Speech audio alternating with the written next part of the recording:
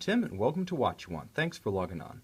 Today, we're looking at a classic professional-style watch from Schaffhausen. This is the IWC Big Pilot's watch, reference 5004-01, 46 millimeters in stainless steel. This was the flagship of the line from 2006 to 2012, and it's emblematic of the kind of classical utility watch that made Schaffhausen watchmaking famous. Now, in the mid-1900s, really, from 1940 into the 1980s, IWC was well known for building professional watches for true professionals, suppliers to many militaries. The tradition started in 1940 with the IWC Type 52 TSC. That is the inspiration for today's 5004 reference. Now, above all, both watches are big. You could see at 46 millimeters on my wrist, this one's actually dwarfed by the original Type 52, which was an enormous 55 millimeter behemoth. Now, I would have to do an ankle shot, my first ever, if I actually had one of those to review, so I'm kind of happy IWC scaled things down to 46 for their modern series of Big Pilot's watches. Now, since the early 2000s, the Big Pilot has been back with a vengeance in the IWC lineup, and the 5004 represented the first evolution after the 5002 of the Big Pilot's reference, really the first refinement, the first attempt to build on the momentum of that debut. And we'll get to the refinements that differentiate the 5004 from the 5002 in just a moment, but I want to give you a good look at this watch on my wrist and just assure you that while I do have trouble wearing watches like the 47 millimeter Panerai, the 44 millimeter Royal Oak Offshores, the Rolex Deep Sea Sea Dweller, the 48 millimeter Hublot King Powers, this 46 millimeter Big Pilot's watch actually wears quite nicely. A large part of that is experience. Having been working with cases of this size and this shape since the 1940s, IWC does a great job of making it work on a human wrist. Also, the fact that the strap, in this case a very dark brown alligator, can pull down almost perpendicular to the lugs. You can see it'll fit a smaller wrist, and quite comfortably at that. It's a very supple strap. It doesn't have the stiffness that's characteristic in a lot of very thick-cut, square-shouldered alligator straps. I think IWC understood that when you're dealing with a watch this big, you have to build some compliance into the concept, both in the shape of the lugs and the souplesse of the strap, and they do a great job with that here. It looks natural. For a big watch, it's the style. If you like the way a big watch looks, you're going to like the way this one looks, and you're not going to have any objections to the way it fits, no matter who you are. Ergonomically, a great triumph. Now, IWC refined the 5002 and created the 5004 in 2006. Some of the changes were on the outside, some of those were on the inside. Since we're doing aesthetics, we're talking about how it looks on the wrist, we may as well talk about the dial and what changed. Now, what you're looking at is basically the face of that original Type 52 TSC with the addition of two important elements that differentiate it. You could see the power reserve at 3 o'clock out to 7 days, and there's a date window squirreled in there at 6 o'clock, replacing the 6 Arabic numeral. Now, those features aren't historically correct, but today they add complication, refinement, and usability to the watch, and that's a trade-off I'll take any day of the week. They're also part of the elements that changed from the transition of the 5002 to the 5004. Originally, they were far more prominent and disruptive to that vintage style aesthetic. I feel with the 5004, by eliminating the sector component of the power reserve, if you can imagine a train track, a chapter ring around a dial, there was something very much in that image on the power reserve at 3 o'clock on the old 5002. Some thought that it was a little bit of a retro touch. The problem is it was retro to a different type of watch. The old Type 52 didn't have it. So I feel that if you're going to pay the closest homage possible while still including a power reserve, at least make the power reserve discreet, and that's what IWC did with the 5004. Also, the date window at 6 o'clock, it used to be a little bit dissonant because the date disc itself was white and the dial was actually a matte black. So you would look at the one and it would kind of clash with the other. So I think in both cases, IWC did a nice job of integrating them without losing them.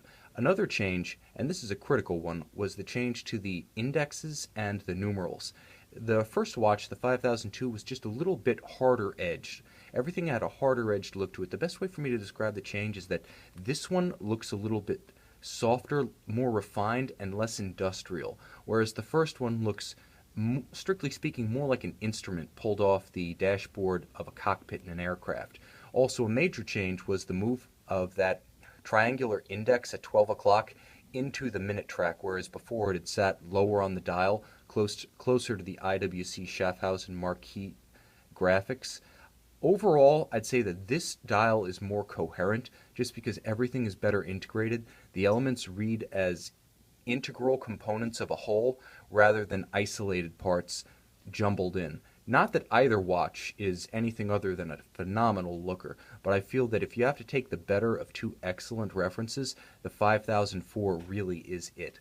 Now, I mentioned that there were a couple of changes, some external, some inside. We may as well transition to the inside by mentioning the crown, that link between the inside and the out. Now, the 5002 featured the so-called fish crown. The transitional models of the 5002 and this 5004 feature the newer Probus Scafusia crown, which features the IWC company motto and an IWC logo at center. Inside, you feature a new movement, and that's a key distinction between the 5004 and the 5002, with the exception of maybe 200 to 250 transitional 5002s. The 5004 featured exclusive use of a new movement, the 51-110, higher beat with a free-sprung escapement. It was both more rugged and more accurate than the original. Now, both of them are in-house movements, both of them feature 7-day power reserves, and both of them feature the signature IWC bidirectional Albert Peloton pawl-based winding system. Very refined, neither one is going to wobble on your wrist like a 7750. The only difference is that the newer reference beats a little bit faster, so it's more resistant to shocks that could upset timing. It's also free-sprung, so under the most extreme of shocks, it's less likely to have its timing altered should its regulating index internally move. That's a good refinement to have in a sports watch. In my opinion, it is a worthwhile change. IWC, their engineers first and foremost, refinement is the name of the game, and this watch features it. Now, the other interesting thing about this watch is that, like every 50,000 series watch, now that was the new age automatic winding IWC in-house movement that debuted in 2000 and has been evolved ever since, it's listed as a 7-day power reserve, but it actually features 8. The idea being IWC tested the movement in-house and found up to 7 days of discharge.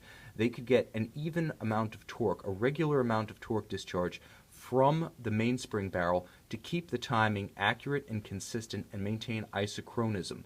They found that after 7 days it became very variable, so they designed the movement to lock itself once it basically wound down to 7 days of power reserve, at which point it automatically cuts off power.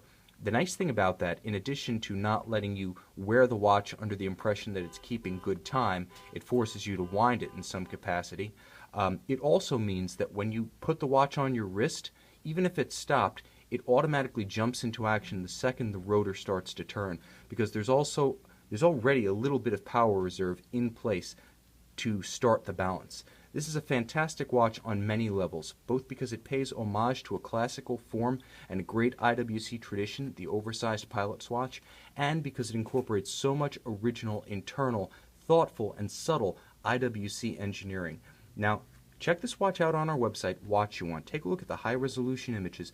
There's a lot to this watch. There's a lot to see, so I highly recommend you investigate the high-resolution photos that do more justice to this fantastic IWC 5004 Big Pilot than my iPhone ever could.